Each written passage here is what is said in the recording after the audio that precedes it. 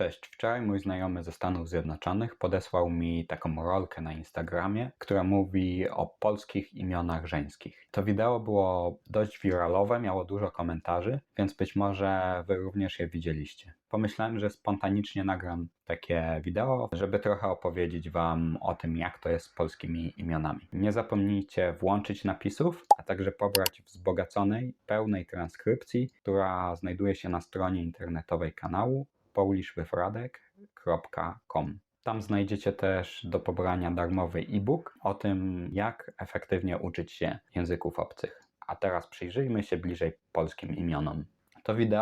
Tamto wideo, nie moje, mówiło o tym, że polskie imiona żeńskie praktycznie zawsze kończą się na literę A. Jest tak w 99% przypadków. Natomiast polskie imiona męskie praktycznie nigdy nie kończą się na literę A, tylko na jakąś spółgłoskę. Jest to ciekawy przykład i jako Polacy jesteśmy do tego tak przyzwyczajeni, dla nas jest to tak oczywiste, że nawet nie zdajemy sobie sprawy, że mogłoby być inaczej, że w innych krajach tak to nie działa.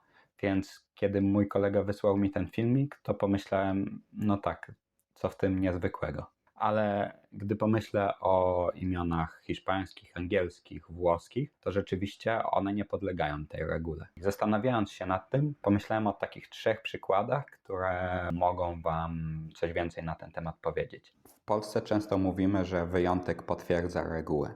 Oznacza to, że istnienie wyjątków nie świadczy, że jakaś zasada z automatu staje się nieprawidłowa. Podobnie jest z tą regułą dotyczącą imion polskich. Przedstawię Ci 4 takie wyjątki, żeby właśnie pokazać, że także w tym przypadku te wyjątki potwierdzają regułę, którą jest to, że imiona damskie w języku polskim kończą się na literę A. Ja mam na imię Radosław, a moje drugie imię to Maria. I to jest jedyne imię żeńskie, które można nadać mężczyźnie.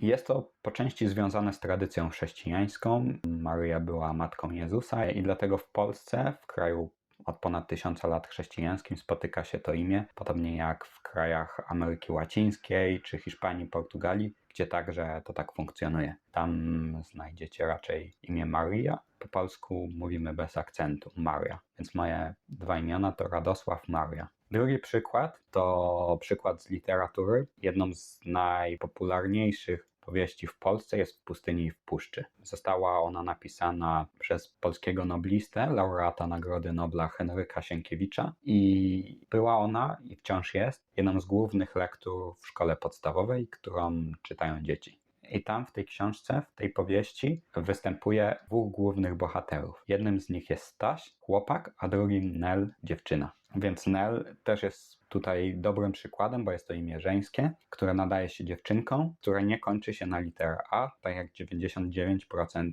imion żeńskich w Polsce. Trzeci przykład, imię piłkarza, który gra dla reprezentacji Polski, Nikoli Zalewskiego. Nikola Zalewski ma polskich rodziców, ale urodził się we Włoszech. W związku z tym we Włoszech można było mu nadać imię, które kończy się na a jest imieniem męskim i nie jest to Maria, czyli Nikola, pisane przez C. Gdyby Nikola Zalewski urodził się w Polsce, to nie mógłby mieć tego imienia, ponieważ Nikola, pisany przez K, jest w Polsce imieniem żeńskim. Takim odpowiednikiem męskim imienia Nikola jest Mikołaj. A Mikołaj to polski odpowiednik właśnie łacińskiego słowa Nikolas. Jak na przykład Nikolas Kopernikus, to po polsku Mikołaj Kopernik. Jeszcze jednym wyjątkiem, 4, jest zdrobnienie imienia Kuby Błaszczykowskiego, piłkarza Borussii. Pełne imię to Jakub, kończy się na spółgłoskę B. Zdrobnienie tego imienia to Kuba. Czasami grając dla Borussii na jego koszulce mogliście przeczytać Kuba. Kuba to zdrobnienie od pełnego imienia Jakub.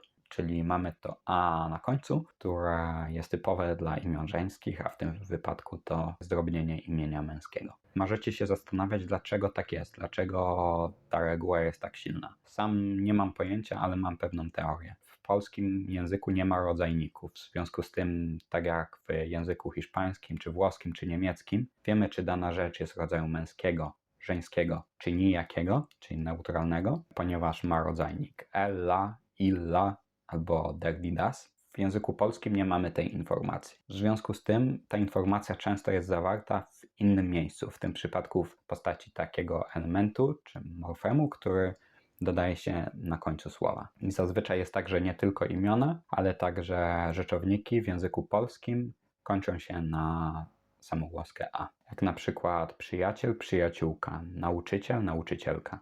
I to by było na tyle w tym filmie. Ciekawa reguła dotycząca języka polskiego. Napiszcie też w komentarzu, czy znacie jakichś Polaków, Polki, czy rzeczywiście ich imiona podlegają tym regułom, czy takie wyjaśnienie Was przekonuje, czy może macie inną teorię na temat tego, dlaczego polskie imiona żeńskie kończą się na literę A.